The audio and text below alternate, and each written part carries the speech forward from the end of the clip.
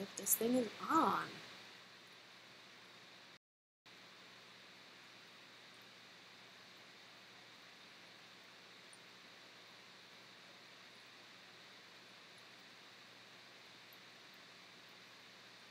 Let's see how it resizes that.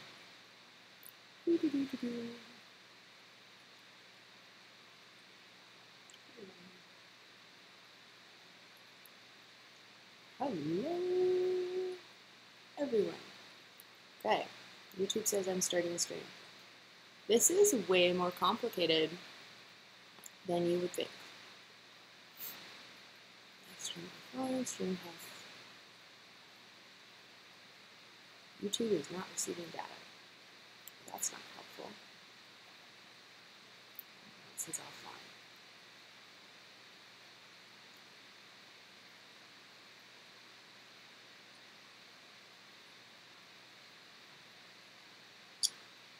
YouTube says that I'm offline and I'm streaming.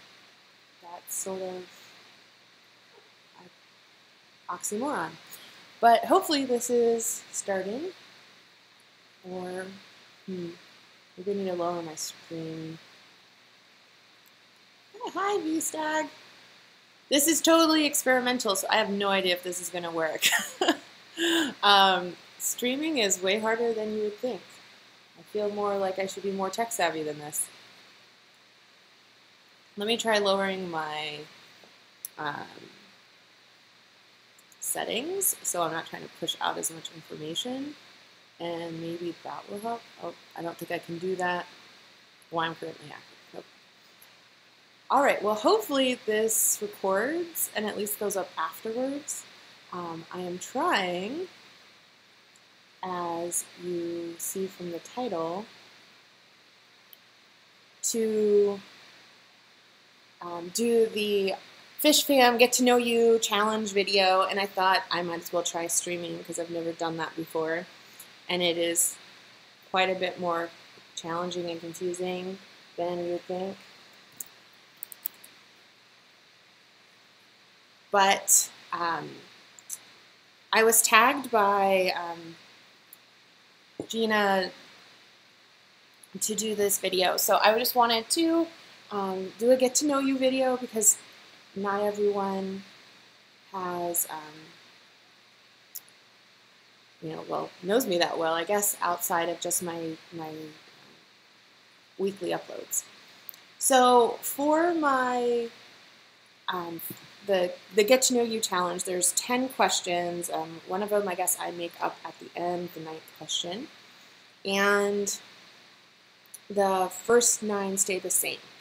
And, I might have to tag you, V-stag, since you were the first one here into the chat, and you might be the only person watching. So, you might have to be the next participant. So, the first question on this challenge is, how did I get into fish? So, I've been keeping fish since I was 9 or 10 years old. We've always had animals. I grew up with all sorts of animals, and one day I was like, Mom, I want fish. And so then we spent that Saturday going to all the garage sales and finding a used setup, and at the end of the day I found a 10-gallon with an under gravel filter and just, standard aquarium gravel, and it was like, wow, it's all set and ready to go, not knowing any better. And now, this was the 80s, so under gravel filter was pretty state-of-the-art filtration. So it wasn't like that was like crazy archaic, which we would probably think it was if we were.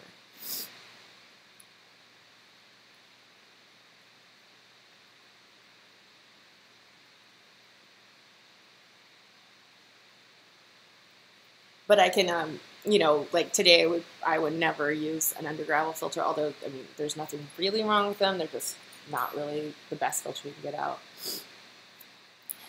Okay, so you can hear me, but the video is lagging.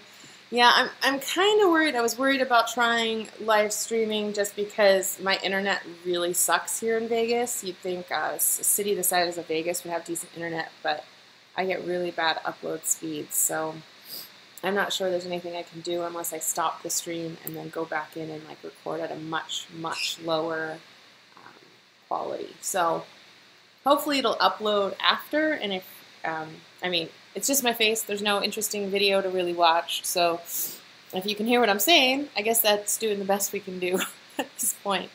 It does say my stream health is good at this point, so hopefully that helps.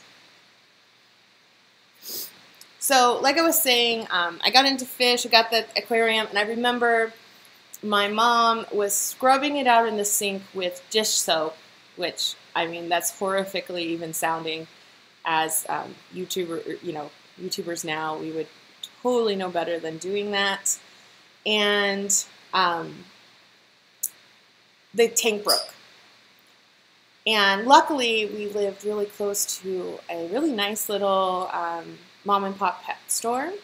And we went in there, and of course, because my mom broke the tank that I had bought with my allowance money, she had to buy me a brand new 10-gallon aquarium. So she ended up spending like $30 on a tank, but we used the filtration. But one of the things that was really good is because we went to this mom and pop local place, they really explained the nitrate cycle and how to do proper maintenance on an aquarium, you know, how to gravel vac with the under gravel filter, how much water to change, how to, you know, prep the water for water changes. So we didn't use a dechlorinator. We filled a 5-gallon bucket up with water, and it would sit next to the tank, and then when the weekly water change would come around, we would just dump the water in. So it had off-gassed all the chlorine that was in the water. And so that led one thing to another. Of course, when I went to finally get fish, because, you know, the guy told us we needed to run the tank for like 2 or 3 weeks before we could put fish in. So we did that. So, I mean, like I said, I got really good advice right off the bat from knowledgeable fish people.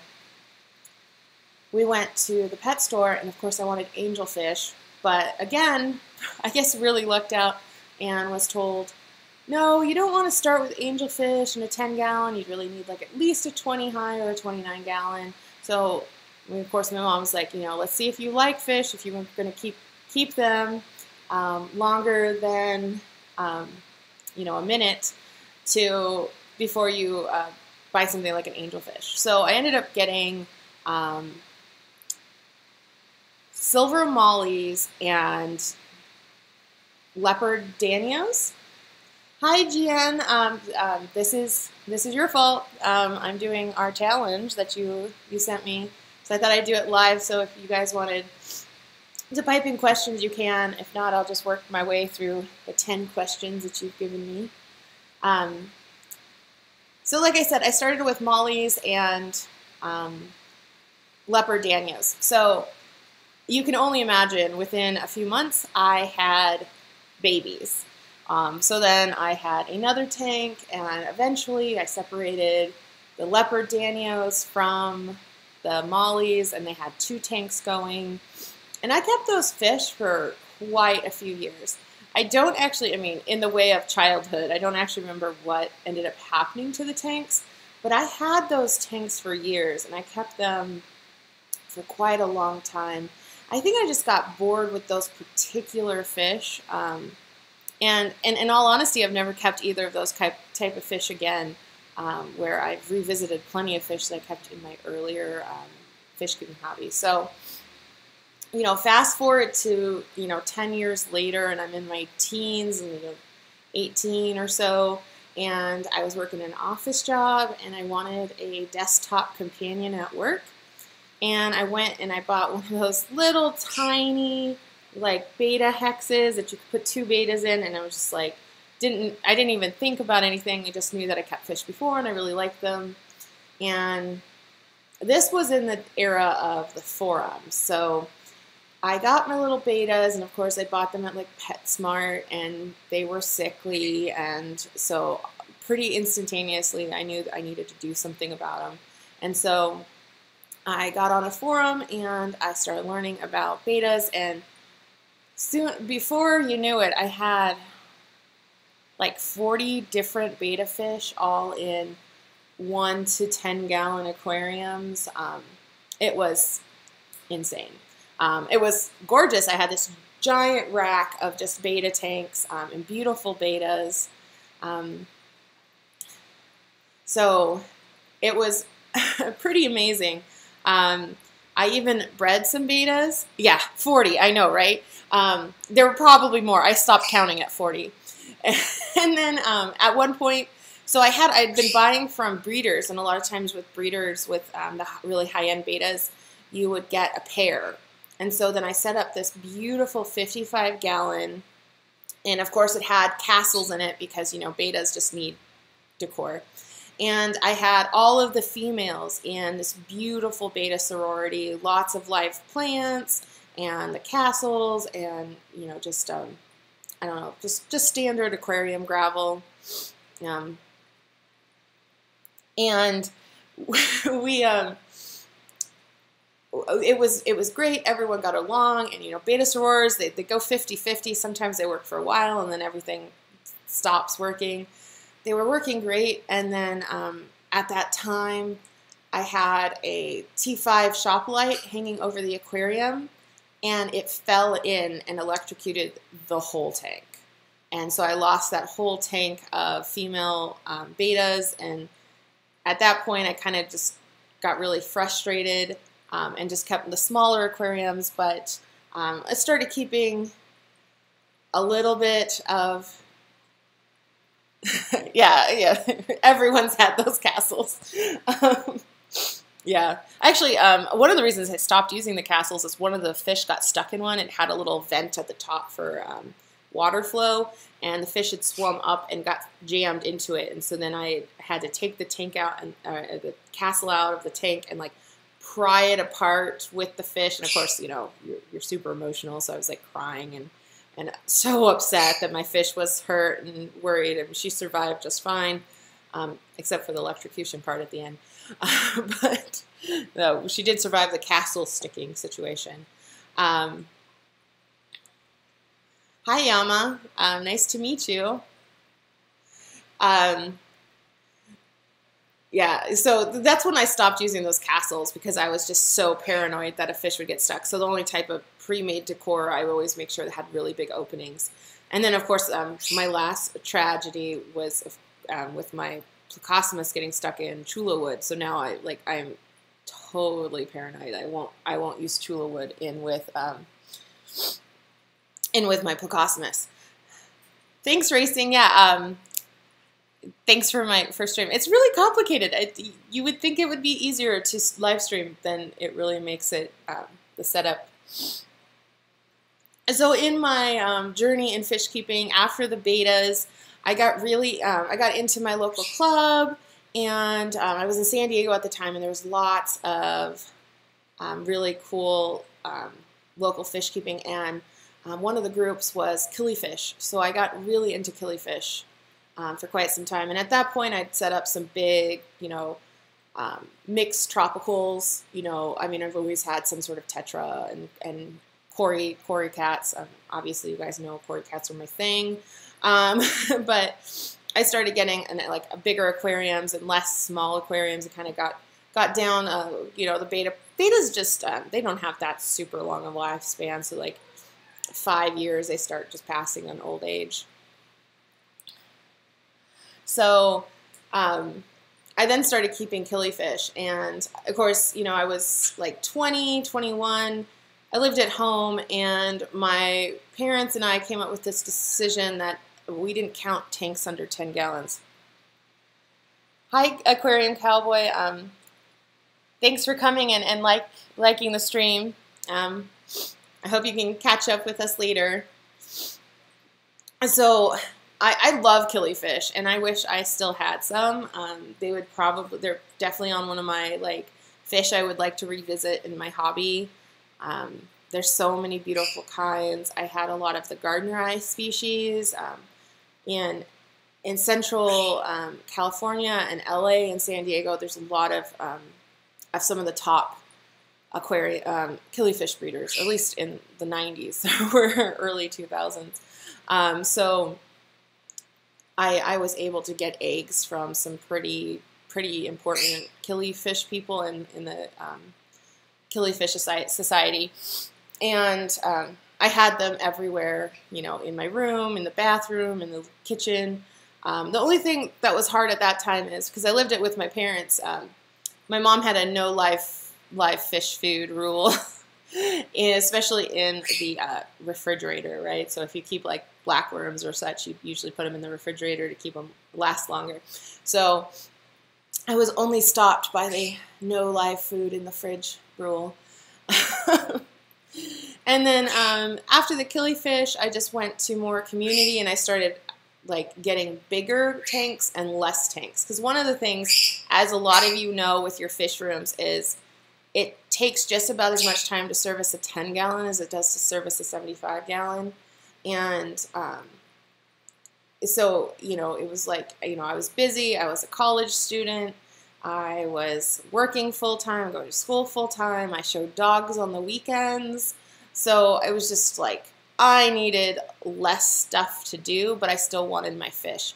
So I got salt water, and I got, because, you know, you want less complicated, let's go salt water.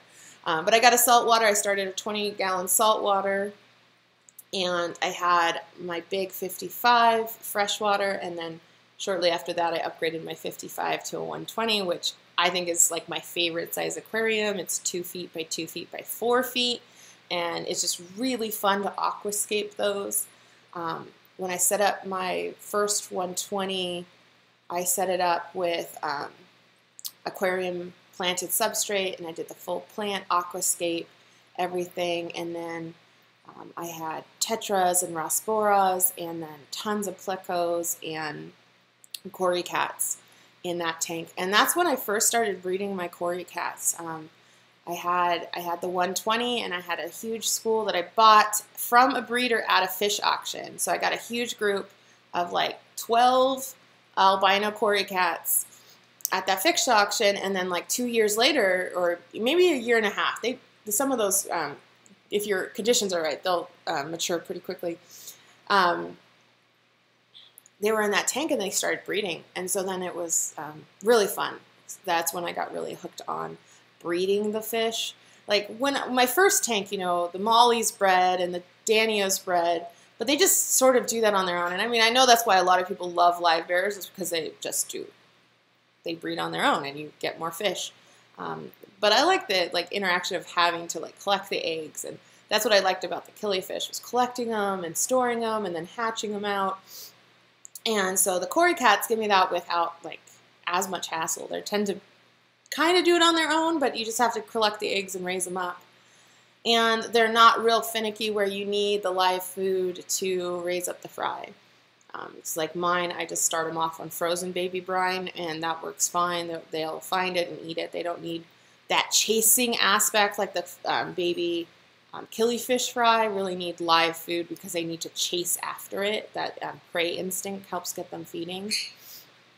So that kind of led to that 120, and I had that 120 for years. In fact, my parents just sold it last year.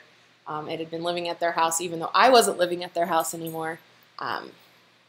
So then I had the big salt, or the big freshwater, and then I had a couple other tanks. I had like a 29 in the kitchen, and we did a lot of different, like I did the decibarbs for a while in that one. And then a lot of really expensive, fancy plecos. I've always really, it's funny, like when I first started, back when I was like 9, I was told I needed an algae eater. So they sold me like a common pleco, and then it died right away. And I was like, well, and they're like, well, you don't have enough algae, which is probably true. I mean, I think I had like an incandescent bulb on that tank. There was no way it was producing algae. I just think it's funny looking back when like I thought it was like the ugliest fish, and now they're like like one of my top 5 fish. I really love plecos. I really love cories. I just love the algae eater, surface feeder genre, group. Just like the loaches, they're in the top 5 as well. Like all the bottom dwellers, or I always say I like the fish that I never see. So when I skipping forward, you see, I ramble. This is probably why I should not live stream. But I guess 6 of you are watching, so somebody's interested in what I'm saying. I had my 120 freshwater and several smaller freshwaters, and then I started that 20-gallon saltwater, and that had escalated quickly to a 55, and then shortly after that, a 120 that I got. And so then for several years, I was running a 120 reef and the 120 freshwater, and then a couple smaller freshwater tanks. Well, you could tell my rambling skills. This isn't a really in the 10 question thing, but I'm a teacher. I don't know how many of that people know that I teach photography at the college level, so I always feel really silly when my videos look crappy because I'm like, I'm a photo person, but I don't do video. I never went to school for video. So I teach photography, so I have my rambling skills intact because, you know, there's nothing like having to talk for 4 hours in a classroom to learn how to ramble. So I kept those 2 120 tanks for several years until I decided to go to grad school so I could pursue my teaching degree and get to teaching in the college level. So I broke down the salt water because my parents were like, there's no way we're keeping that up. And they kept the 120 and the 29 living room tank running just until like last year. So that was like 7 years that they kept those running on shoestring maintenance. Oh my God. I'd go back like twice a year and it'd be like, when's the last time you did a water change?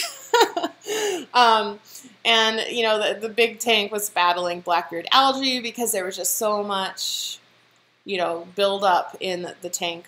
They do like maybe once every 2 months, they do a 50% water change.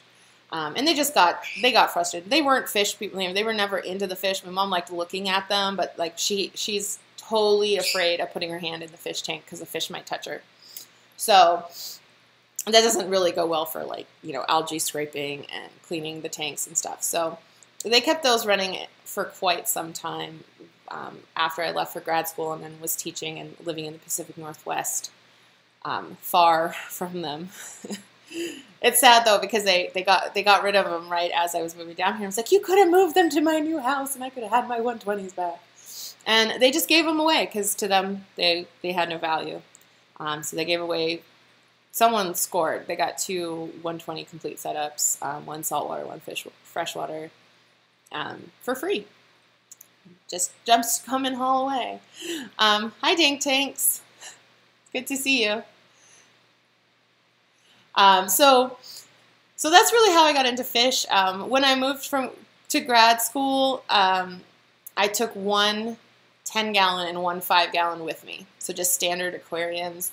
I knew I would be very busy. I mean, grad school is insane. If you've done it, you know. If you haven't, it's insane.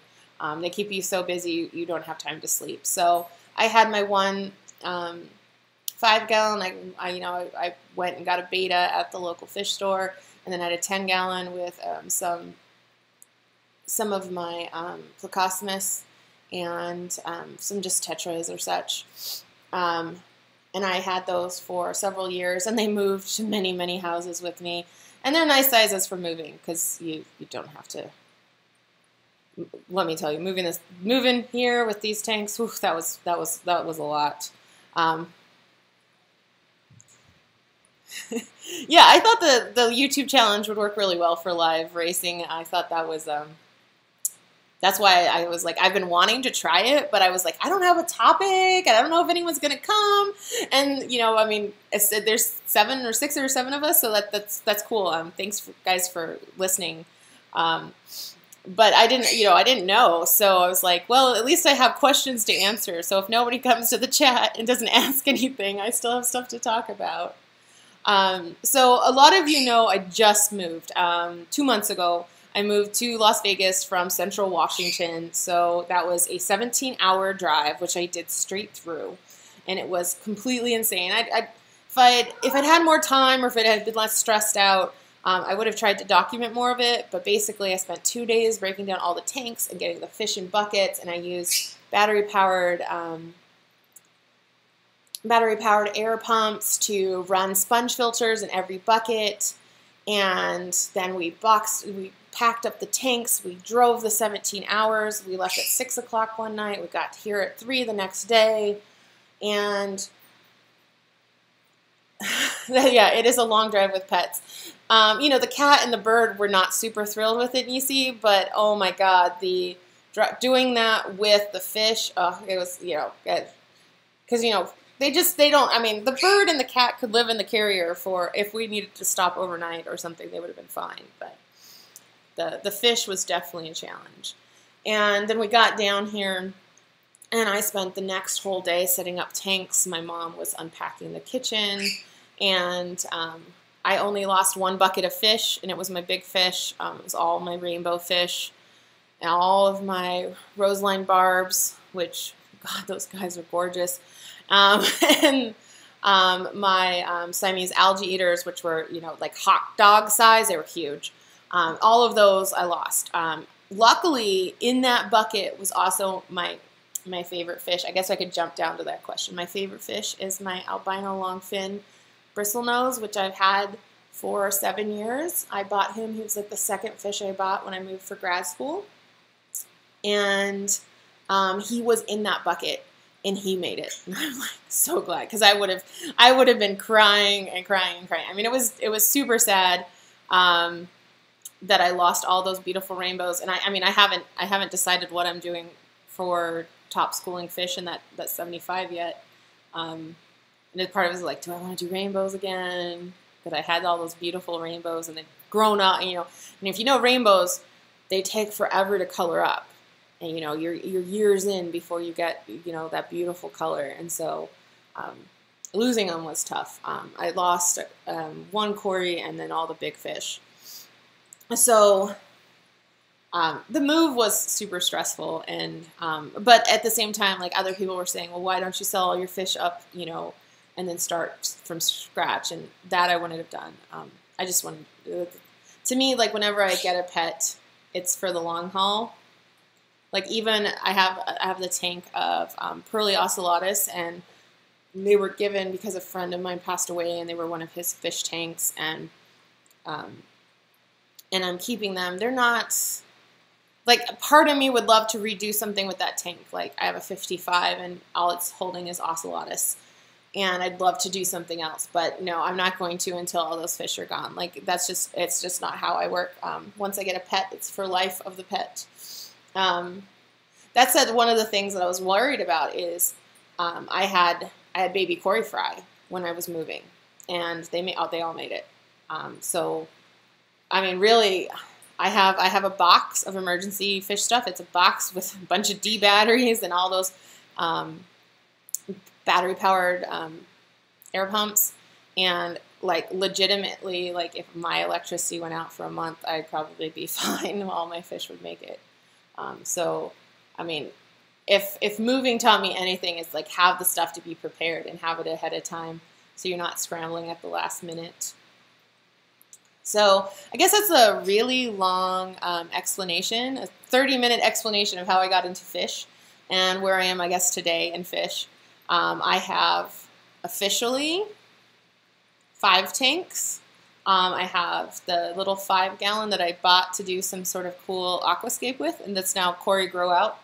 I have a 10-gallon, which is a Boos and Dragonstone aquascape that has my first batch of Cory fry that I brought down with me from Yakima. And it also has my 2, so I do have rainbow fish, 2 Boesemani rainbow fry that are growing out.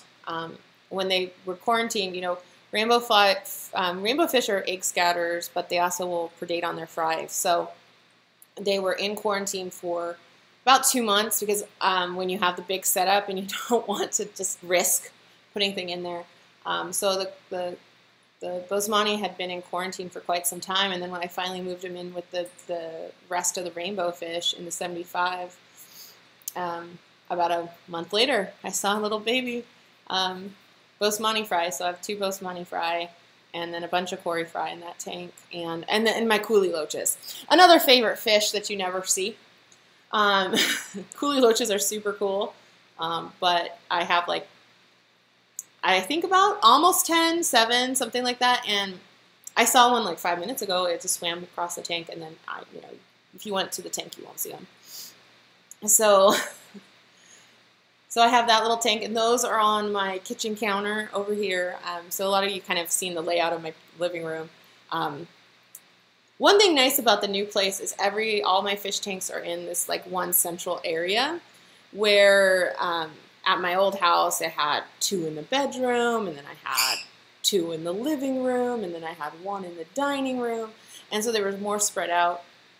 And they're all just really nicely, and they look really nice, and they display nice. So I do like the less is more quality of how they're set up right now, although don't think I'm not tempted to go set one up in my bedroom upstairs. But shh, don't tell my mom. She would kill me if she found out I put a tank upstairs. Mostly because if I have to move, she's going to come help, and she's going to have to help me move it. And then I have the 40-gallon right here, and that has my multifasciatus shell dwellers, the Juliochromis rock dwellers, and 1 Cypachromis. I had started with 5, and then they jumped, and I mean that tank has like no holes in it, but they still find a way out. And then a few, like one male picked off the other male. That happens when you have a small school. So that is one tank I would like to get more fish for. I'd like to get more of the Cypachromis and finish out that upper school in there. And of course, I am such a plant geek that even my Lake Tanganyika tanks have plants in them. It's to me like, plants are just, they're a nitrate sponge. Why not? Yeah, Nisi. Oh God, I couldn't even live without my python. My python barely fits from the kitchen sink all the way to the Pearly ocellatus tank. But man, it's like I would never haul buckets again in my life. Like there's no way. It's one reason I haven't set up another saltwater, is even though like with saltwater you mix in a different bucket, and then you use like a water pump to pump it in and pump it out. It's still like that extra headache. Like to me, just being able to hook up to the tap, add prime or safe to the water, and just do a water change. That's what makes this hobby doable. My head is still back when I had those 40 betas and I had to do a hand water change. I do like a 1/4 of them every day. So then like they get about 2 water changes a week, and you take in and you'd be netting out a fish and dumping it, filling up a gallon, and oh no, I would never do that again. I like tanks that can be cycled, and I like tanks that I can use my python on. So the only tank I don't use the python on is the baby cory fry tank, and that's just because it would suck them all up. But I just use a little, like one of those juice pitchers, and I siphon into that so I can get out fry if I do catch one, and dump the water. So I mean. But it's literally right over the sink, so it's not really hard to do. I'm not hauling buckets. I'm dumping a pitcher full of water into it. So let's see. And then that tank over there, that's my 75, which is my easiest tank to maintain because it is packed to the gills with plants. I can't even count how many thousands of dollars of Anubias is in that tank. I don't want to. I don't want to know how much I've spent on my fish.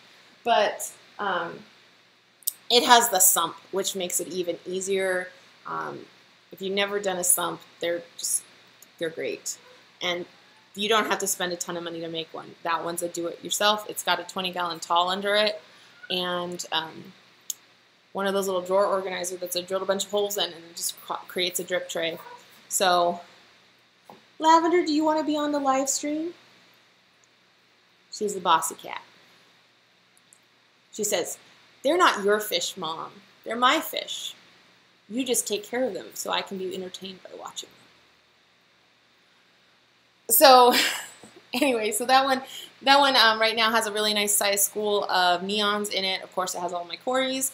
It has my 3 plecos, which are all male because I have terrible luck with buying plecos. I bought 6 standard bristlenose once, and I got all boys, so then I gave away half of them.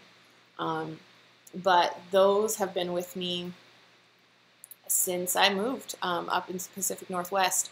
Like I said, that my longfin albino I've had since 2010, and he is my favorite fish.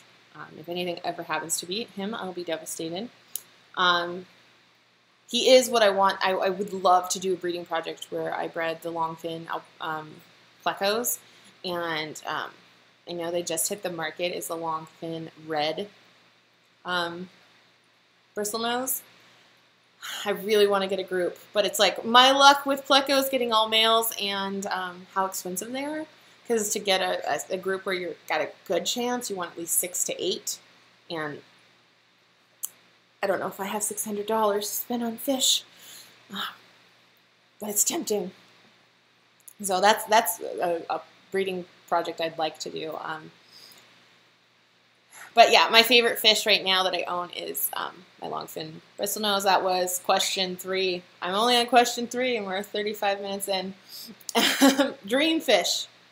So there's a lot of fish I'd like. There's fish I've had. Yeah, right? The longfin super reds. I mean, oh my God, they're going to be amazing, Nisi. I want them so bad, and then I want to breed them because I love breeding everything that I own. I mean, I could just get one and put it in my tank and really enjoy it, but why not breed it? Because that's half the fun. And then bristlenose are just pretty easy to breed when it comes to plecos and as a whole. I mean, I could say my dream fish would be like zebra plecos. The fact is, yeah, I would love to keep them, but I think my real dream fish, if I just have to pick one, is some sort of puffer. I would love to do a big Amazon puffer community, and I think that's why that 55 over there, I'm like, I'd really like to redo that, because at 55 you could do like 5 or 6 Amazon puffers with like some other freshwater community fish and some plecos or something like that, because they're supposed to be one of the puffer fish that do well in a community environment. I mean, I'd love to get, you know, a Mabu or a Faka, but in all honesty, I don't know if I'd want to dedicate such a big aquarium to one fish. Oh, Kitty found her toy. Yeah, I know, right? It would be cool to do the Amazon puffers in a community tank. I mean, I'd love to have my own little Murphy aquarium. And, I mean, obviously he gets along with a lot of fish, but you never know with Mabu if you're going to get one that loves fish or... Oh,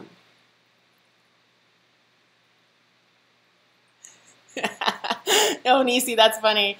I guess, you know, I always think it's funny because I'm single. I don't have to deal, I mean... You know, it's between me and the cat whether or not we get more fish, and she's never against that. But I would definitely, like, if I had a spouse that was even a mediocrum of interested in fish, it would be like, oh, you want this, don't you? They are super cool. And then I basically, you know, they'd be my fish. So I can totally see that getting him interested and then stealing him. You know, just make him watch all the Murphy Cam stuff and all the spotlights that Corey does on the on him, and like Corey has a bunch of really cool videos on all the different types of puffers. And one thing I think the puffers are, I mean, they're really popular right now. Everyone's getting the pea puffers and stuff, but I mean, they've been in the hobby for years. So I've always wanted puffers, years and years and years, but I didn't think I could take care of them. And I don't feel that way now. Like, I mean, 20-some years of experience, you get to the point where you're like, yeah, I could do it. But until I own a house, you know, I still rent, so I always have to take that into account, where I could get, you know, a 300 or 400 gallon aquarium. I just don't feel like I could, I can't justify buying a fish that I know I don't currently have a house that it needs to grow into.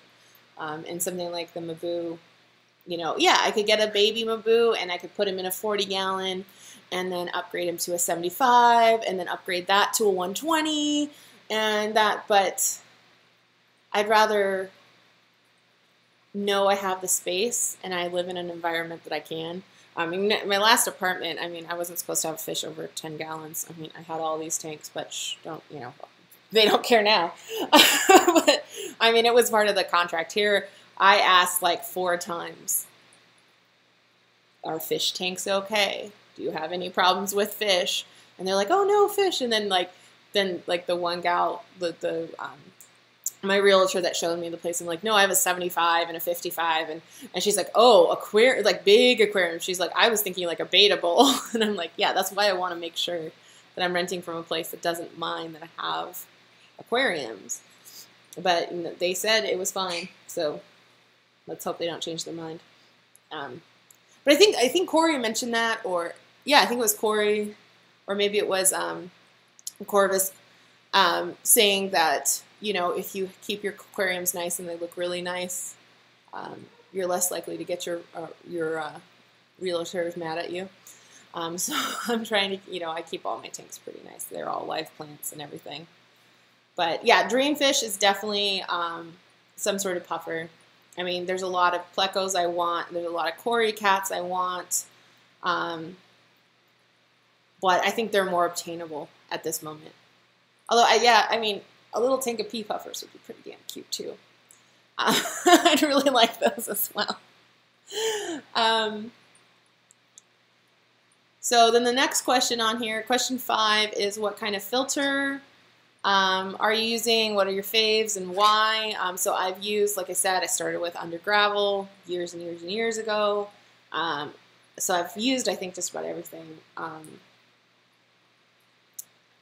Currently, I use sponge filters, hang on the backs, and a sump. And honestly, I would say my favorite, it depends on the size of the aquarium, because a lot of it's ease of use. I would say anything that allows for a decent sized sump under it, that would be my favorite. Go with the sump. Sumps are easy because everything's accessible. It's modular. If something goes wrong, you just fix the one part.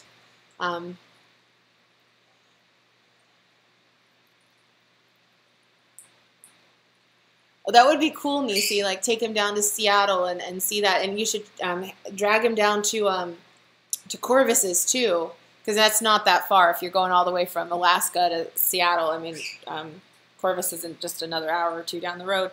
And make him see all those tanks so that he can like get addicted, get well and truly addicted to the hobby.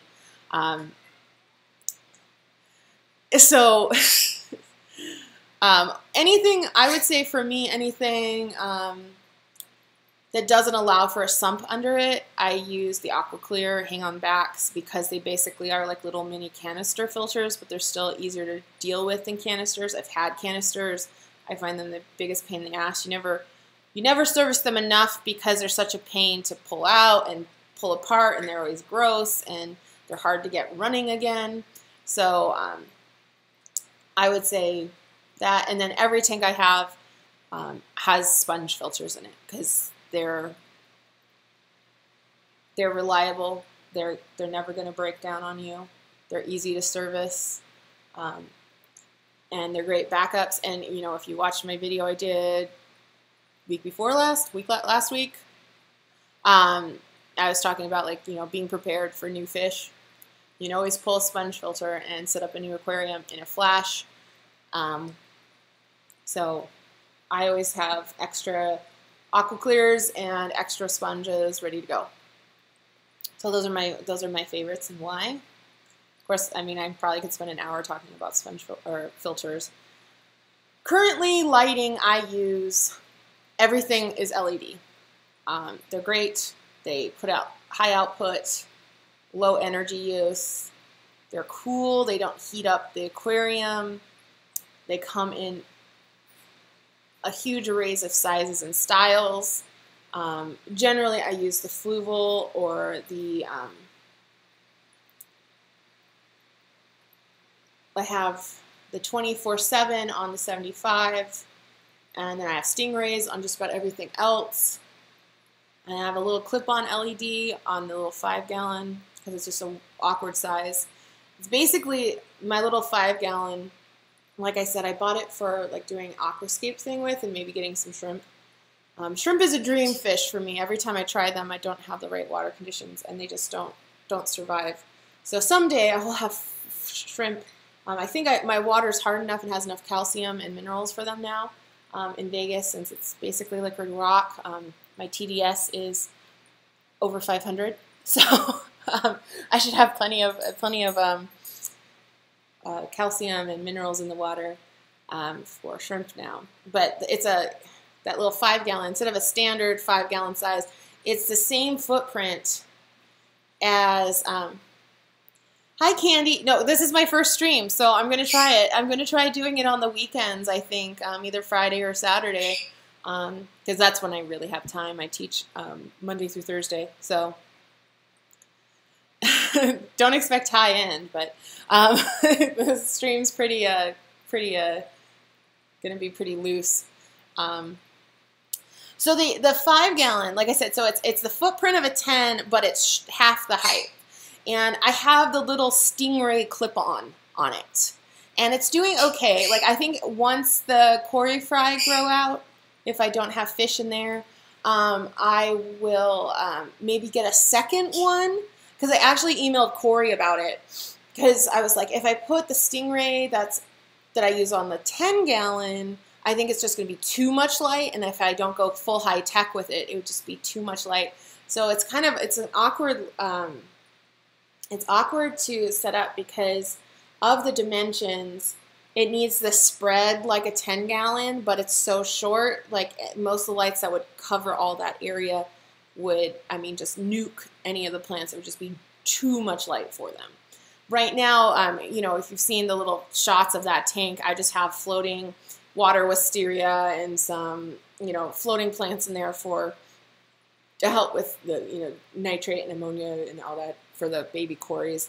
But it's nowhere, it's my ugliest tank, to be honest. It's fun to watch because there's like 150 baby Corys in there, but it's not a pretty tank currently.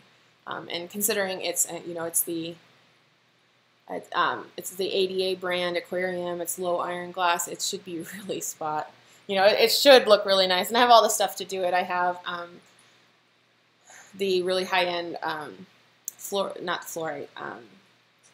the ADA aqua soil and everything. I really want to do that plant, and I really want to plant it out nice, and I want to do like some sort of carpeting plant. And there's one thing you'll notice in all my planted tanks, I don't really have a lot of low grow plants because I have the Corys and the plecos and they dig everything up. So I'd like to, the original plan was to do a really interesting aquascape with it, and then put shrimp or put some sort of nano fish, some really cool something, get something from Rachel O'Leary or something that's really neat, and do something real small and delicate in that tank. And I do really want to still do that. I guess I could just buy a new grow-out tank for my Corys and do that, but then my whole kitchen dining room bar would be fish tanks, and that might be too much. To some. Like, I don't think any of you would judge me for filling up my kitchen bar with fish tanks, right? So we're almost got a girl stream going on here. We just need a Susan, and then we'd all have all the girls, and Priscilla. So yeah, I love the LEDs. I've had everything. I've had T5s. I've had compact fluorescents. I've had the compact fluorescents that are like bent in half. I don't even remember. Right? Good excuse for another tank. Yeah, I know. I have all the stuff for it, and it is the $1 per gallon sale. You know how hard it is to not go and just buy another 40-gallon because I love the 40-gallon footprint. I was like, I could get a 40-gallon. This 40-gallon with the stand is super nice and clean. And I was like, I get another 40-gallon and I could set up, a pleco breeding project in there. And Oh, well, you could be an honorary girl V-stag. Just because it's a mostly lady stream doesn't mean we don't mind the guys.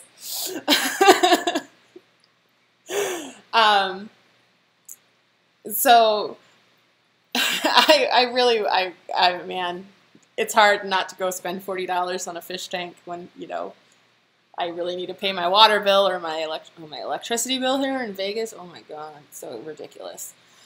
You know, I mean, it's only currently 85 outside, so, you know, that's not hot or anything for November. Hold on a second, I gotta plug in this computer. Not at my normal space for streaming, because I wanted you guys to see the fish tanks. Felt it would be weird to live stream and you guys not to be able to see the fish, right? I mean, I know I'm amazing, but you don't really need to look at me to hear me talk. So let's see. So favorite type of setup, I think, Gina, you had the same question. I'm not really sure what it means by that, whether that's like a size or like how you would set up like the whole thing. So HD Aqua, I have 5 right now. I have a 75, a 55, a 40, a 10, and a 5-gallon. So in the long-standing tradition where I don't count anything under 10 gallons, I only have 3. I think if I was to set up, like if I could pick anything, I could just go, and money wasn't an object, because that's always a big deal. If I was to go buy a whole new setup, I would get a 120, the 2 foot by 2 foot by 4 foot. I would put a sump under it. I would have probably 2 of the 24/7 lights running over that, or the Fluval 2.0s. That should be plenty of light. It would be like either the Tropicana soil or the ADA soil, live plants, obviously live plants. That's like, I almost do more with plants than I do with fish. I think it's because I can't garden. Like if I try to keep a potted plant alive, I actually have a couple of tropical plants and a little mini rose that I've kept alive for almost a year now, and I'm amazingly impressed with myself. Yeah, see, the under, 10 and under don't count. It's a good rule. I think so. I mean, they're only fry tanks. Like, they don't count. And like, a quarantine tank shouldn't count. And your hospital tank shouldn't count. Because, I mean, those are just like, you don't keep fish in there. They're just there for, emergencies. But, yeah, they don't count. So, yeah, I would probably do a 120 or, oh, God, a 240 would be cool. I like to do that long, do a tank that was that long. But I do really like the 4 foot tank because it just fits anywhere. I mean, in all honesty, let's see on that side. the 75, a 120 would fit in that exact same spot. So I have it pulled out from the wall more, but it's enough space to put that 120 footprint. So it wouldn't really take up more space in the house, but it would give you so much more options. Well, yeah, so HD Aqua, I mean, I said if price was no object. I did qualify that because, I mean, ADA Aqua Soil and a 120 would be like $1 million. I mean, I probably wouldn't do full. I mean, I would cap it with it because I like, I guess it's the old school. I've been keeping fish for so long. Deep sand bed really does have some benefits. I would probably cap the areas, like put the ADA where I'm going to put the plants that need aqua soil. And then I mean, my 75, actually all of my tanks right now have sand. None of them have aqua soil in them. And I mean, this one, it's all stem plants, and it's just doing fine. So I don't currently keep anything that needs an aqua soil, although I do have in my 75, my crypts, I have in a pot that has like fluorite and some aqua soil and then capped with sand. Because, I mean, the cories need the sand. And the fish keep that.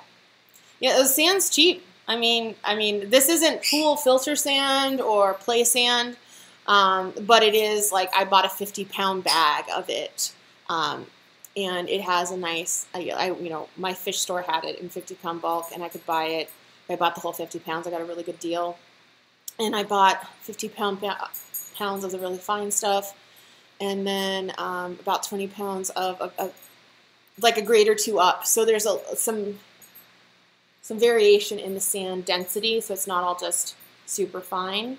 But yeah, most of my plants, except for my crypts and my crims, everything else is like rhizome plant. All of my anubias, I have so much anubias.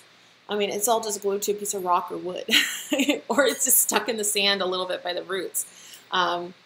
So I think a sand is often underused or under-recommended. I've been using it for years. You do have to supplement it if you have root feeders. So my crims, I put once a month, I put a plant tab near it. I do dose my tanks. I dose, I used to use powders, and then I just got lazy and I got Corey's Easy Green. And I dose liquid carbon. I don't use CO2. I have used CO2 in the past, but I didn't want to go to that hassle. The only one I would even think about putting CO2 on is the 75. But it's the only one that I dose liquid carbon on, actually. I have it set up. I have an auto pump on there. I have a 1 gallon old juice container that I mix the Gallic, whatever it's called, the floor cleaner. that is the equivalent to Excel, but in a higher dose. I mix that with just DI water, and then it pumps in for like 1 minute a day. Yes, Excel can be poisonous, so don't drink it. Don't snort it. That's pretty much, I think you can get away with it. I don't wear gloves. I do have gloves if I felt so inclined. I do keep everything, so the funnel I use for pouring it, and that I keep separate. I don't use that for food, but it's really not, it's no worse than using bleach for cleaner. Bleach is extremely poisonous. But again, you're not supposed to ingest it. So if you get it on your hands, you just wash your hands. I don't have any problems. I'm super sensitive to chemicals, so I would think if I splashed them on myself and if it was horribly, horribly bad, I don't have a degree in that, artist. But I would think if I was, I would be more sensitive to that than other things. So that's it. If you're really scared to use Excel, you could go with the pressurized CO2. To me, it was always just a hassle because I'd get a leak and then my canister would be empty and then I had to go get it filled, and that's something I have to go do in town. And in the Pacific Northwest, there's just nowhere to get it filled. So that's one reason I haven't. Here in Vegas, I'm sure it'd be a lot easier to find somewhere to fill CO2 for me. And then, you can't use it on multiple tanks easily. You can, but if they're not all just in a row. If I wanted to set these two up, it would be easy. But if I wanted to go across the room, if I want to go across the room, then, I have tile, you can't just drape that stuff. I don't want to staple it across my ceiling, So I would, it just, to me, and then you're buying that expensive CO2 setup for every tank you want to run, it's one thing if you have a dedicated fish room and you don't care if you're running, you see the big fish rooms, you see them, they've got the air line running around the top of the room. They can run the same sort of system for their CO2. It's a lot easier. I think when you're dealing with smaller quantities, unless you only have one big setup, if all I had was a 1-240, pressurized CO2 would be simple and it would be cheaper. Because, the Excel does add up in cost. And that's why I went to The main ingredient in Excel, I can't remember what it's called, but there you can buy it, and it's actually sold as an industrial like sterilizing cleaner, and you can buy that, and that's what I dilute. So, right, you got a so HC saying he got a 3-way splitter, and now he's hating himself because he didn't get a 6-way. Yeah, I mean, I think there's never enough spots on the gang valve, right? I do that with the airline ones all the time. I buy 4s, and I'm like, oh, 4 is going to be more than I need for this area. And then I'm like, man, I wish I had 2 more. I also feel that way, like when I buy air pumps, and I buy I'm like, I should have got the biggest one that they had. You know, like I get the quiet ones, and I buy like a 40, and then I'm like, I should have got the 80. So I mean, it's definitely, I mean, it's a process to me.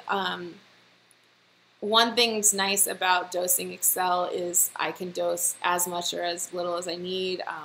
Most of the time I can tell with my 75 if I'm not dosing enough because I start getting more green spot algae, but I have no filament algae. There's one thing nice about the Excel is it's actually also an algae side. So it is literally targeting algae and killing it, plus helping build the carbon that the plants need to grow. So it's like the duality of it is kind of nice because you can use it literally just to help get rid of algae. And part of it, it's helping get rid of algae because it's giving carbon for the plants so they're being able to grow faster, but it's also literally an algae side, so it's targeting and killing those plants. I've also heard, and I haven't tried it yet, if because this sounds terrible. It's like mercury in the thermometer is not really bad for you, but if you vaporize it, it's, you know, horrific. They say if you spray it like on duckweed, it's supposed to kill it. And they say that I think with Excel as well. All right, Candy. Well, you know, just try to catch as much as you can.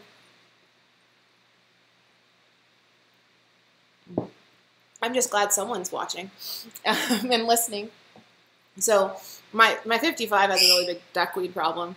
I was actually thinking when I was doing water changes this morning, I was like, I need to get a fish that eats duckweed. I mean, I've never been a big fan of goldfish, but I'm like, maybe I should invest in a goldfish just so it can eat my duckweed. Wonder if you could put a goldfish in a Lake Tanganyika tank. Probably not wise, but it would be interesting to try. So on these questions that I have here, so his favorite setup, as I think I addressed that. Dream tank, sort of the same thing. You know, something big, something really done, super nice.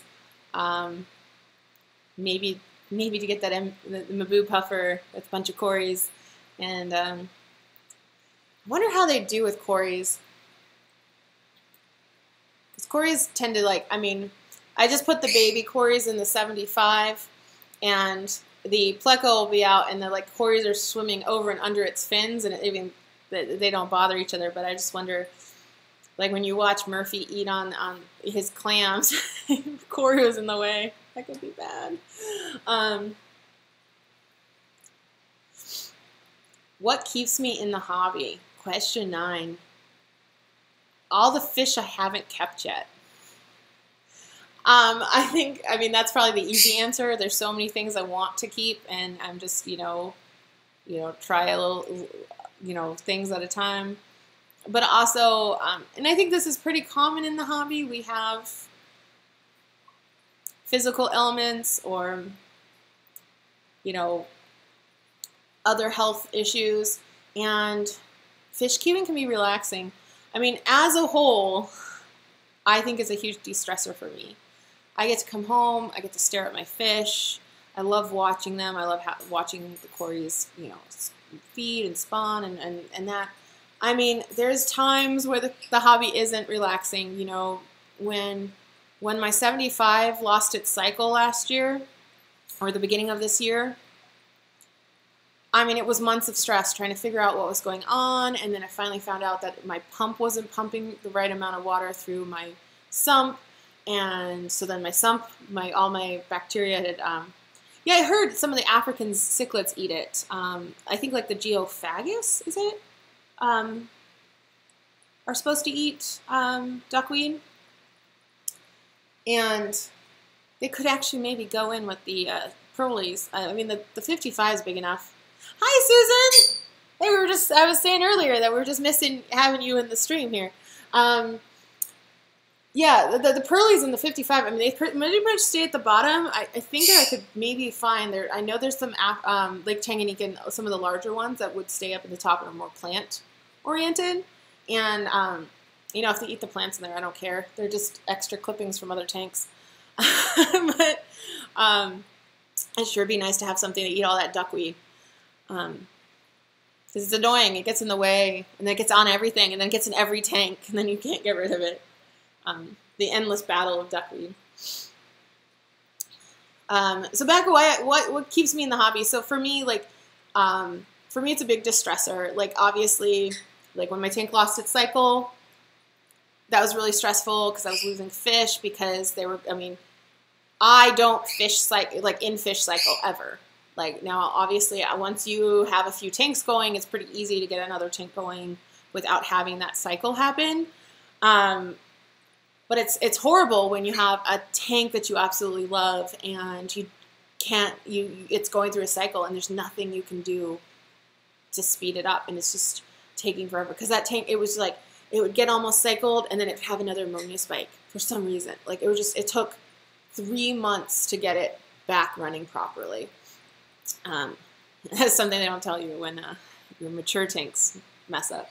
And so it was very stressful. You know, when you have sick fish, you have a tank that's not cycling properly, that is stressful. But overall, the hobby has more pros than it has cons. And it helps me with my anxiety and my depression. It helps me with, you know, I have fibromyalgia, and so I'm in constant pain. It gives me a reason to get up in the morning, get out of bed. The cat also does that because she's very naggy about food in the morning. But, you know, like coming downstairs and feeding the baby fish and seeing how much they've grown. And oh my gosh, they've grown so much in the last 3 days. You know, you can literally see them growing in front of your eyes. That to me is so rewarding. And then getting a little piece of nature in my house, especially now that I live in Vegas. And not that Vegas isn't beautiful if you get out of the city. But it's very taupe. Everything's taupe colored. Everything's very neutral. And, you know, to have this aqua garden in my living room, I mean, I just love, you know, I sit in my recliner and I can just watch my fish tanks. I can look to my right and I have my 55. I look across the room and I have my 40 and my 75. I look, you know, over my shoulder and I can see my Corey fry tanks. So, you know, to me, that's what keeps me in the hobby. I think one of the questions, or maybe that was your particular question, Gina, about what you add to the hobby. I think that's kind of an odd question. I don't know. I guess a lot of knowledge, and I love being on the live streams. I think the live streams are one of my favorite parts because, you know, 20 years ago, there were clubs everywhere. And, Las Vegas is a huge city. We have one saltwater club. It meets once a week. They also include freshwater people. They meet on Monday night, the first Monday night of the week. I teach Monday nights. I can't ever make it. I teach 6 to 10 p.m. on Monday night, which kind of is awful. 6 to 10 p.m. is a terrible class time. But so I can't ever make the club meeting. And now there's Facebook groups and stuff, but it's I don't find the Facebook groups. I kind of miss the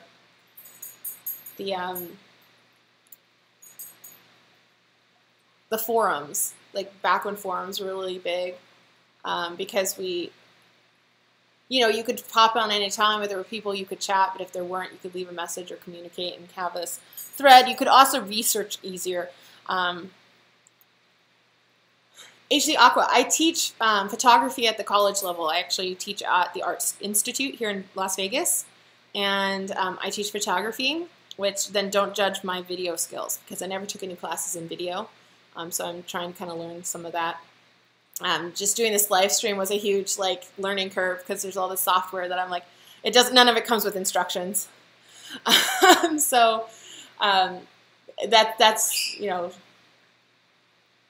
I mean, I always joke, it's like I have a top of the line digital SLR camera, and I know a lot of people live stream and vlog with them and stuff, and I can't figure out how to use the video function on my, you know, $2,000 camera. I should probably take a class. But I mean, I do most of my videos for YouTube on my phone.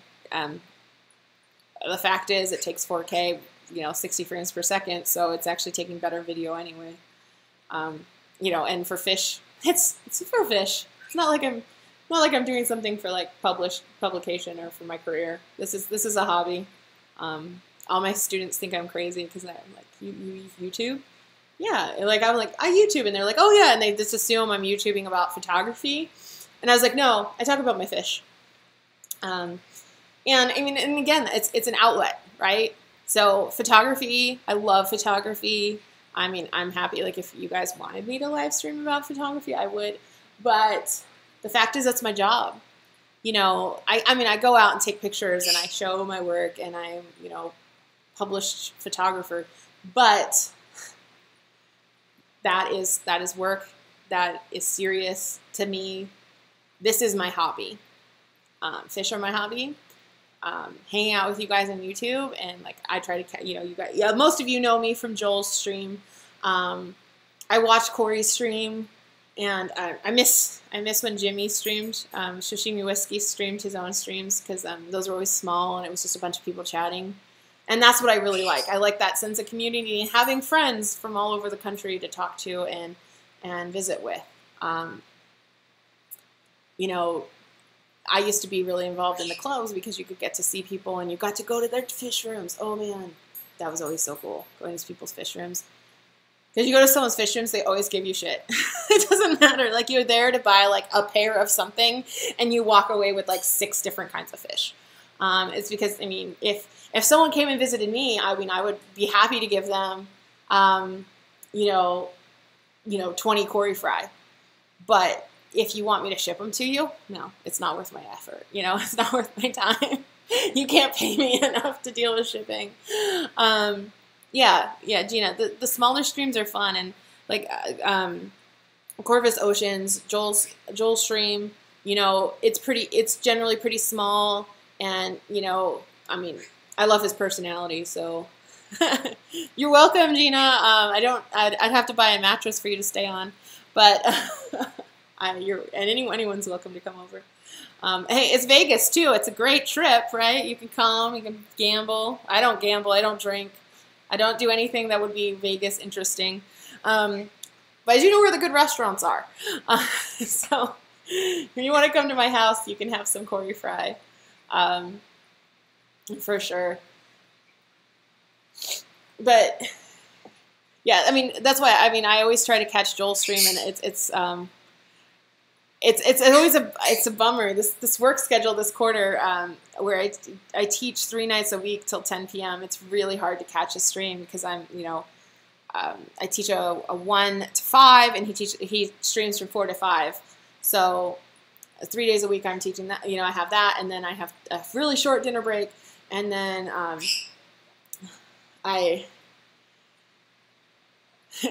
right, Candy? Like, yeah, I don't drink, I don't gamble, I spend my money on fish.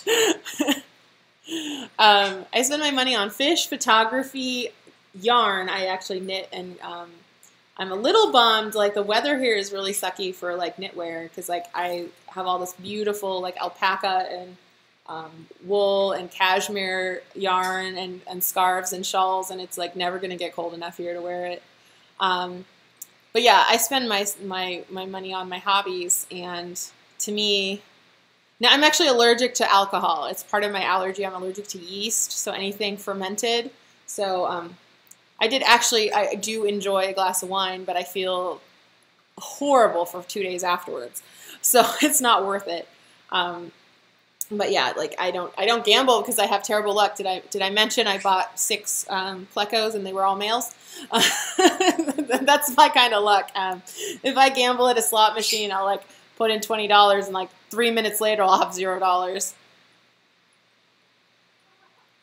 Oh my goodness, an 8-hour stream. That's crazy. I mean, I don't know if I could talk that long.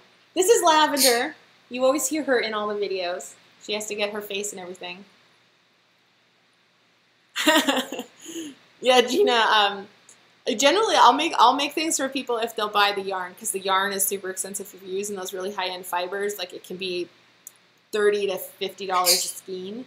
I love making things for friends. I'm not going to buy the yarn too, because it's a lot of time. I mean, my best friend gets a scarf every year, and I spend 20 to 200 hours on a project, and I mean, like someone was like, I spent 200 hours on this one scarf that I made for myself that I absolutely love, and someone was like, how much would you sell it for? And I was like, $2,000, because that's how much money I need to make it again, and it had over $200 in yarn in it. I mean, it's not like Walmart, you just go there and you buy some cheap acrylic stuff,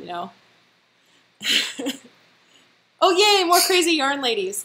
I think it's funny because like my students are currently working on a project and they're supposed to do a photographic how-to, so a photo sequence that explains how to do something. I was like, oh, find someone that knows how to knit, and you could do a knitting tutorial. And they're like, well, my grandmother doesn't live here. And I was like, excuse me, I know a lot of young people that knit.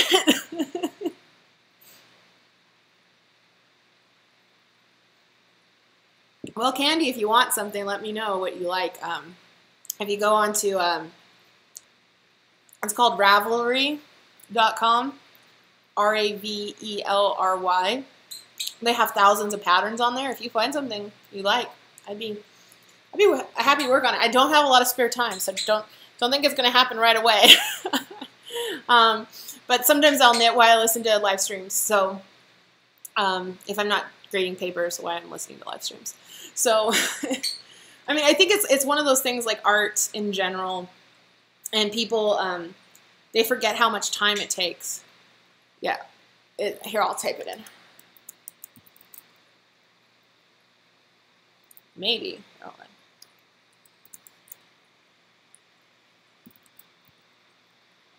the keyboard's in a really weird place, so I could get it so you could see the fish. If you just Google that, it'll come up. It's a online knit pattern group, and if it has lacy bits in it and cable-y bits, I like those. So don't worry about it being too complicated. Yeah. So when I'm not playing with my fish and I'm not working on school, because one thing about the new school I'm teaching at full time, I teach 5 classes a week, and that's a lot of prep work and a lot of grading. Full time for a student is 3, maybe 4 classes. So I definitely have my work cut out for me, keeping busy, just doing my daily life. And then, like I said, I have this food allergy, so I basically can't eat anything that's prepared, like frozen dinners or anything. Like I have to cook everything from scratch. So it keeps me, like my spare time often goes to like prepping food for the week. But yeah, I really love knitting, and I'm waiting for it to get cool enough that I could actually even contemplate unpacking my winter wardrobe. I moved from Pacific Northwest, lots of season, full seasons, and then down here, my students keeps going, it gets cold here, and I was like, what's cold to you? And they're like, 50, and I'm like, that's not cold. I'm sure Nisi will agree. 50 is lovely. Like, 50 degrees is not cold. And they're like, well, it gets to 30 at night, and I'm like, still not that cold. Like, I mean, when we all, winter people, we have parkas and, cleated snow boots. And it's like, I mean, my personal favorite temperature is somewhere between like 55 and 70. Like 70 is actually getting kind of hot. So, I mean, if I was to pick anywhere in the world to live, it wouldn't be Nevada. Yeah, 50 is not too bad. I mean, especially if it's like sunny. Like, so last weekend I went to a conference in where is here HC Aqua. I don't know where you live, but if 50 is freezing, you must be in pretty temperate climate. I don't know. It's just like, it was like a month and a half of 120 here. Oh, Hawaii. Well, yeah. Okay. Yeah, that is pretty temperate. I don't know if I could handle it though, because like it's always humid there, isn't it? I spent a month in August in Vermont, and it was like 90, or it was 80 degrees and 90% humidity, and I just wanted to die. Like, it was just too hot and sticky the whole time. But I guess that's why, you know, everyone has their best place to live, because everyone likes different temperatures. Because I know, like, a lot of people with it do think, like, you know, 55 is cold. Not always? Okay. What month is it not humid in Hawaii? That's when I need to come visit. Right? Yeah, I see. Nisi agrees. 50's downright nice. So last weekend I went to, I flew into Portland, and then I drove to Corvallis, and I was at a photo conference where I was giving a lecture. And it was 53 the whole weekend, and it was either sunny or raining. And I just thought it was amazing. You know, jeans, shoes, a t-shirt, and a zip-up hoodie, and aces. That was ideal temperature. And then I came back, and it was 90 degrees. And I was like, oh, I reacclimated too quickly. So it's not always humid in Hawaii, but you don't know when it's not. Okay, so it's just sort of like a hit or miss thing. Seems like Hawaii would be a really good to visit in like January, right after you've gotten over it being cold. Like if you live in a snowy place and you're like, I'm tired. It's been a month and a half of no sunshine. Now let's go to Hawaii where it's warm. I haven't yet got the money together to go to Hawaii. My parents went for their 30th anniversary, and they didn't take us, me and my sister, which we were really annoyed about. I mean, I guess anniversary trip, but it still would have been nice to get to go. But someday I'll get to go to Alaska, and someday I'll get to go to Hawaii. But I like traveling the U.S. where I can drive to it. You hate winter. Yeah, the days are short. So when I first moved. So I grew up most of my life in San Diego County. So the days don't change too much from the longest day to the shortest day. So maybe an hour, you know, difference. When I moved to Washington, which is actually higher, the latitude is actually higher than Maine. And like I moved there in June, end of June or early July, and it didn't get dark until like 11 p.m. at night, and I was like, this is crazy. And then my first winter there, I got that really bad seasonal depression because like I'd go to work at 8 in the morning and it'd still be dark, and I'd leave work at like 6 and it would be dark, and because it got dark at like 3:30. And so it was like, it was just like, it was always dark. It was always gloomy. But you adjust. I mean, the second winter wasn't as bad. The 7th winter wasn't anything at all. Like, you're totally used to it. But yeah, I mean, I am kind of excited. That is one nice thing back being in Vegas, is that I'm much lower.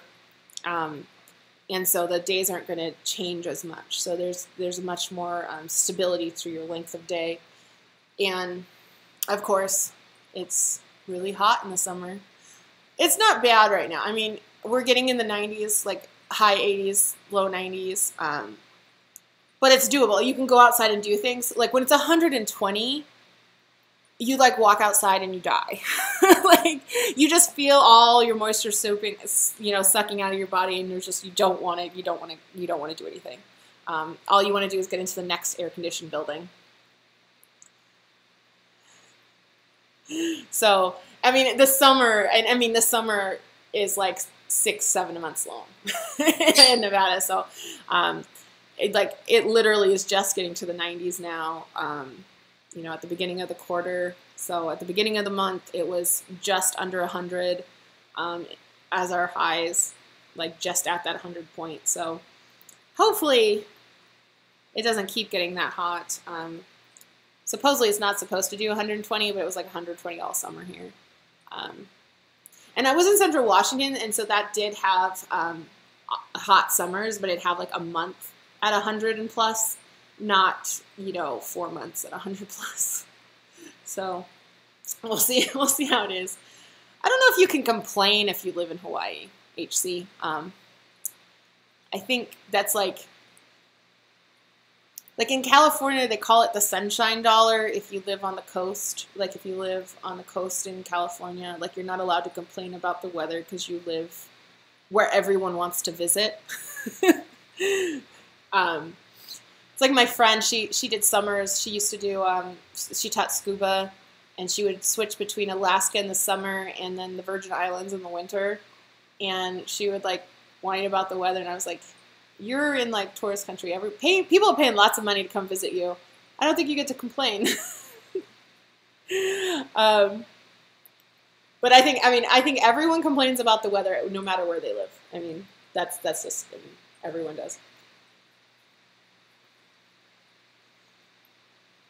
So Gina asked me for my 10th question, what 5 fish rooms would I like to visit? And that is a really tough question because seriously, I want to visit them all. I would love, if I had the time, to do a coast-to-coast, worldwide fish fam visit, because there's so many cool people in the fish fam. There's so many cool fish rooms out there. Like that's as I said before, when I was really active in the clubs in San Diego and LA,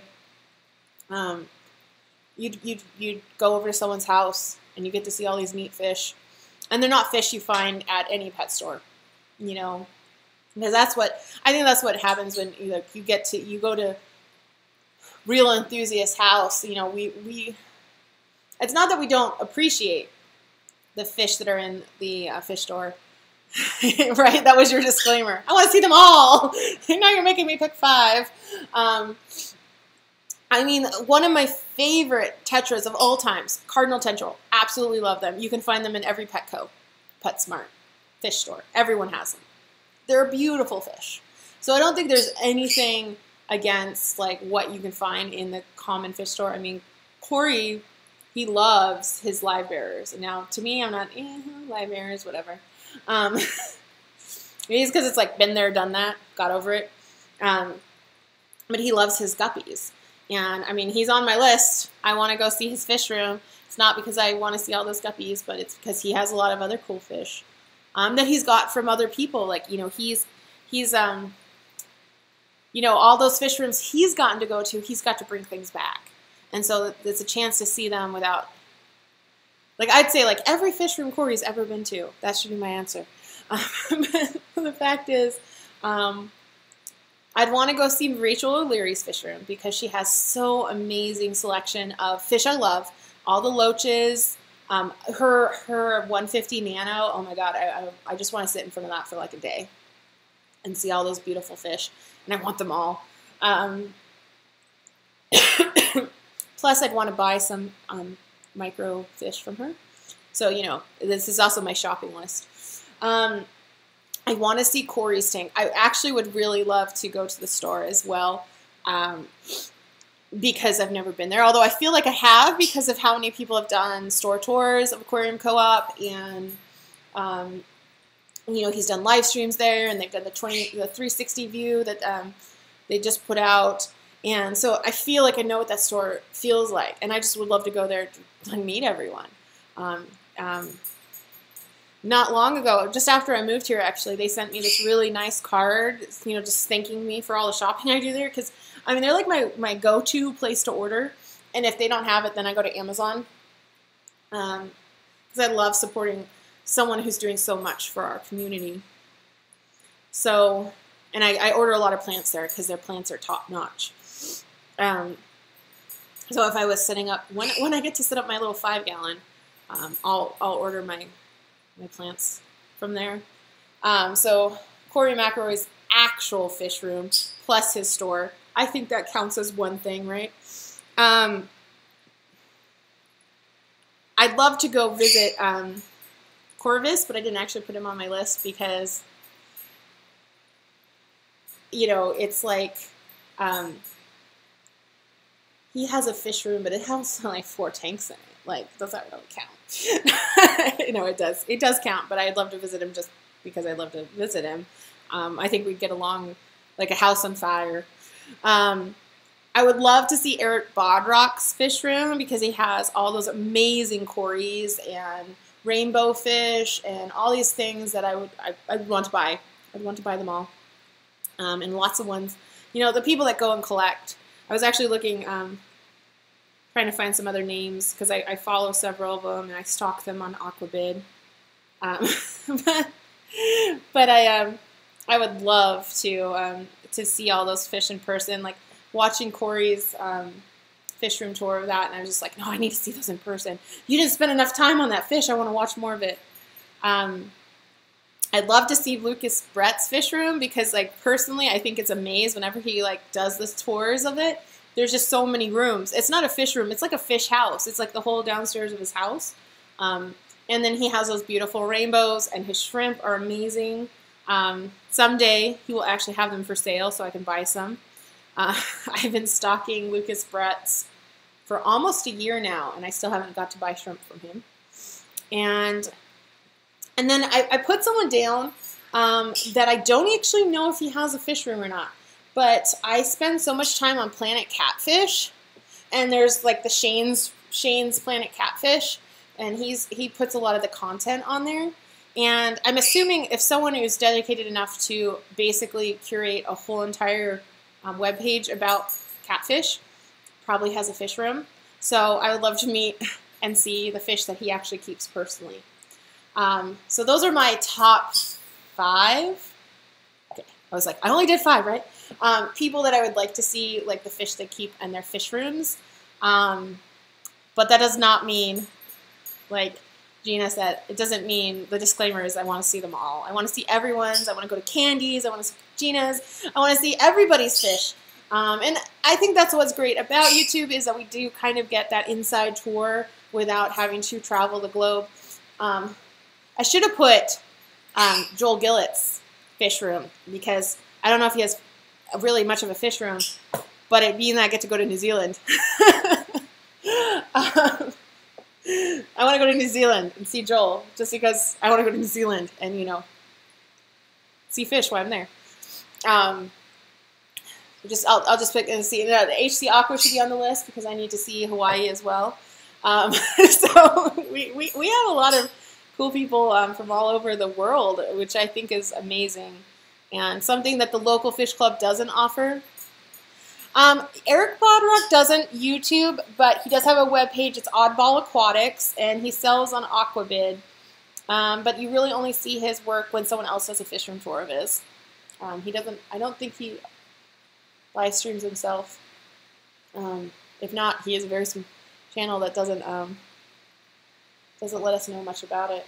So those are my top 10 questions that I was asked.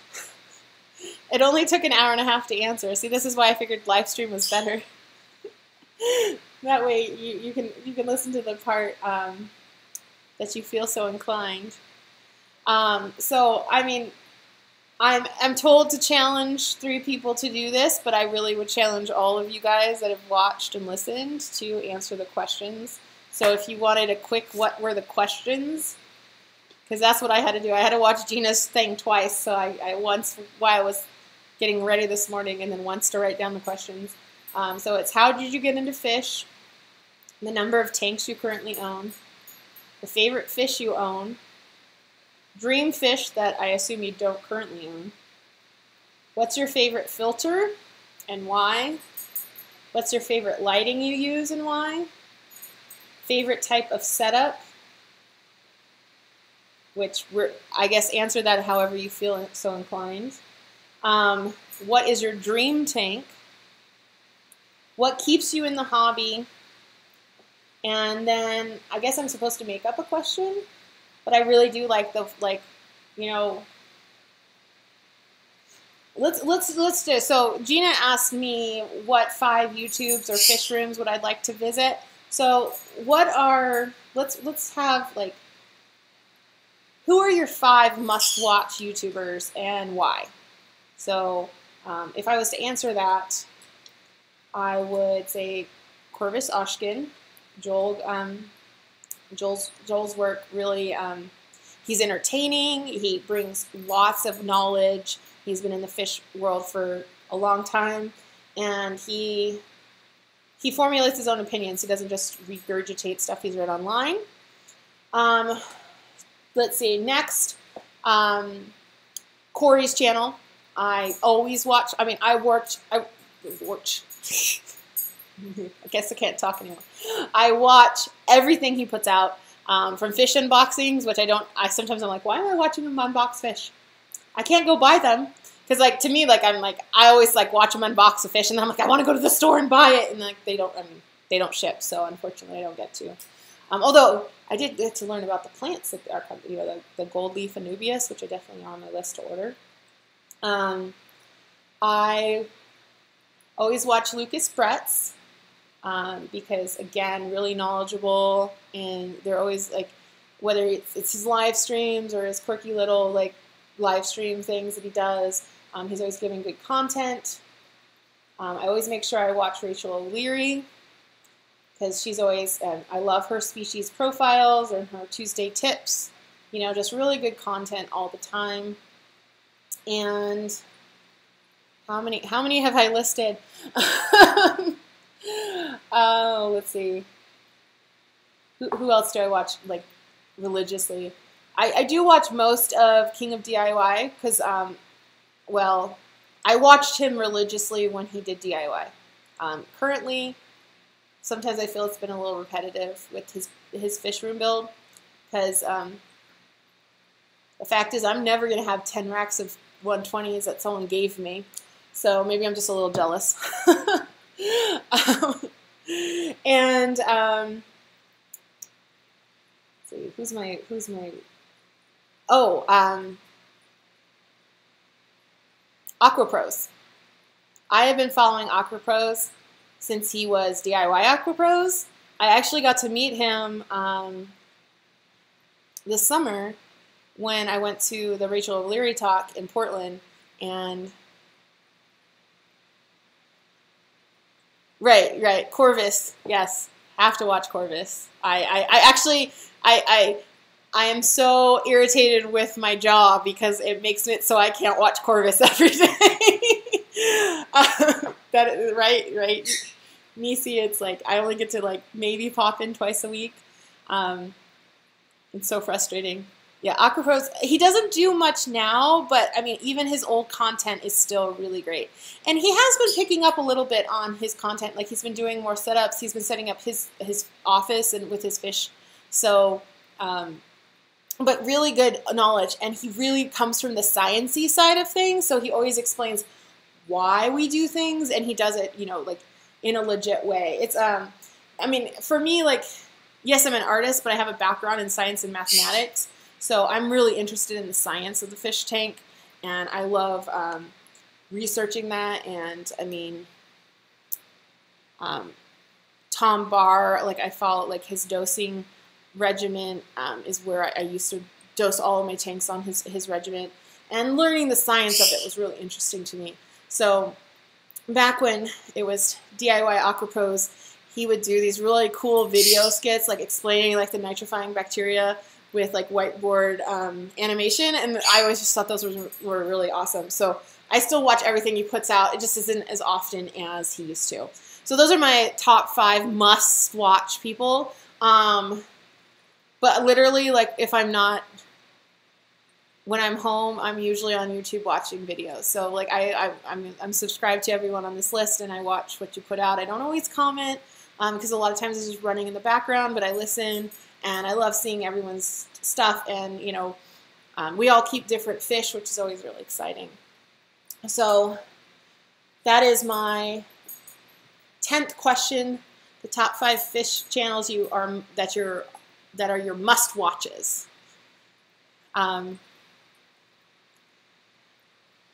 Well, thanks, V-stag. I really enjoyed doing this. Why I keep fish and that. I think it's obvious. Like, it's great for us to get to know each other better. And just a 10-minute live stream once, or a 10-minute video once a week doesn't really do that. So have a nice dinner and keep on being fishy. I don't know. That always seems like it's sort of funny, but I don't know if it's really funny. Now I'm on the West Coast, so for me it's only like almost 2. I'm still actually drinking my breakfast here.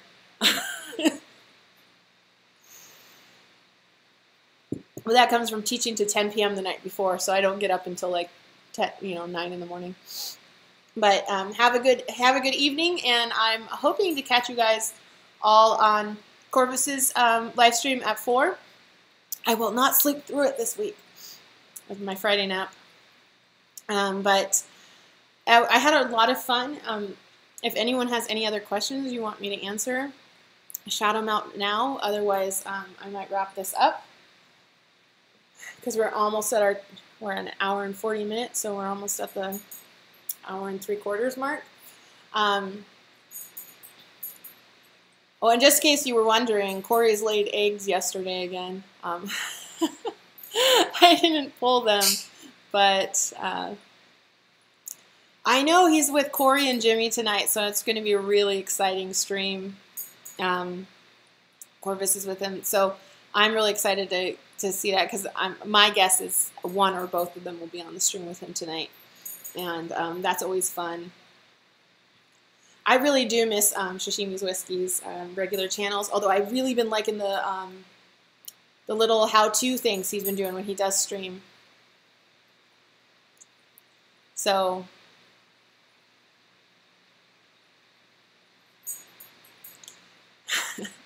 well, HC Aqua, the Corys, once they start going, I'm literally, I have eggs every other week. And if I don't, I mean, I could trigger them more often by just doing a huge water change with icy cold water. They really, like, oh God, back in the 90s when I was first getting into them, there was a friend of mine on a Facebook forum, or not Facebook, on a forum who bred all sorts of different kinds of Corys. He'd bred over like 30 species. And that's what he said. He just does a really cold water change and that triggers their spawning. So once they get bigger and have got to sexual maturity, they'll spawn pretty often. Yeah, Misi, I agree. I miss Jimmy's old style live streams. With his bedroom was so often. Oh man, I want one of those 50 gallon low boys so bad. Like, I think that would be such a wicked cool tank to do. Wicked cool. Oh, that ages me. Yeah, so I'm really glad he's doing the Facebook group. For the art side of our fish fam, and then his informative videos, because I mean I've been really loving those apps he played with last time, and then just some of the tech that he's using, because like I said, I mean I have a master's degree in photography and I don't know half the stuff, more than half the stuff. Took me like 2 hours to figure out how to live stream this morning. Well, colder than, so HC Aqua, it doesn't need to be ice cold, but colder, like a couple degrees cooler than you keep the tank. So if, right now my tanks, because it's so temperate here, none of them have heaters in them. If it starts actually getting cold here, I'll put heaters in. And so my tanks run at about 74, but Corys are happy up into the 80s. So 74 is a bit on the low side for them. But basically what you're doing with a cold water or just a pure cold tap water is you're triggering what they feel like is the rainy season. So just even a really big water change. Now, if you're keeping them in a community tank, you do have to keep a thought on to how that's going to affect the other fish, if that's going to be detrimental. But if you have a breeding only setup, or you have mostly only Corys or fish that aren't going to mind a big water change, doing like an 80% cold water change will help that, because it's switching out the water and triggering, like if they had just had a ton of rainwater hit their tank. So if you can, even if you have the ability to make that a little softer water, that would help, because rainwater is usually really soft. So, you know, just it's a switch up in how the water feels to them. It's triggering the rainy season from where they come from.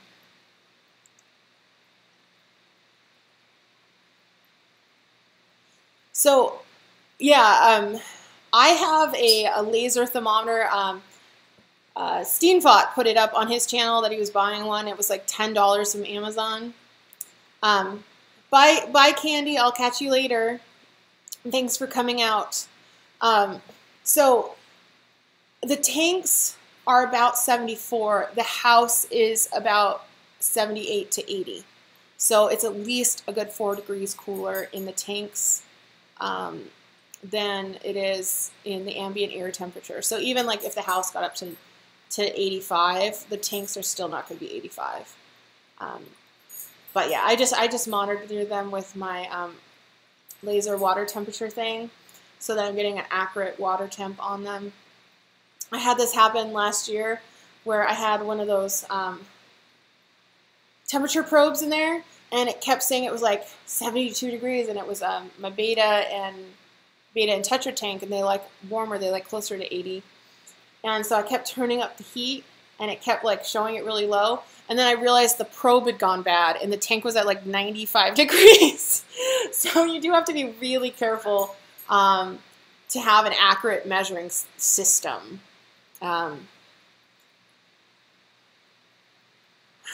You do have one of those laser things. Well, I mean, personally, I just think they're fun. I like seeing like, how cool is the floor? What's the ceiling temperature? I don't know. I'm easily entertained. So yeah, just pull out that and test it. I was told, and this comes from Corvus Ocean, whatever, however you say his channel name, and Joel, saying make sure you don't do it through the glass. So go front, like take the top off and shoot it directly into the water, because the glass will change the temperature reading just slightly. But yeah, that's been nice. I do have some temperature probes and thermometers in multiple tanks, and you've used it on your arm before. Yeah, it's entertaining, right? So I do have a good idea that the temperature probes and the laser thermometer are all giving me roughly the same temperature, so therefore I feel that they're mostly accurate. You know, I mean, obviously, like, unless you get really expensive, highly calibrated systems, like, you can't guarantee things, but if my, you know, magnetic thermometer in the tank says it's 75, and the laser says it's 74, and the other one says it's 74, then it's probably around 74. So I don't like to go much lower than 74, because most of my fish are pretty tropical, but they all do really well at the 74. Although sometimes I've kept the tanks hotter, or I'll let them raise higher in the summer. Like this summer, because it's 120 outside, I kept the house at 80. And the tanks got up to about 86. So, I mean, a few degrees higher. But I am trying to save myself electricity. And of course, if you know, in Hawaii, you probably don't even need to heat your tanks at all, since you have fairly temperate all year long. The only tanks that have heaters or would have heaters in them are the smaller ones, like the 5 and the 10. I would use a heater in those. Probably in this winter, I'll put a heater in,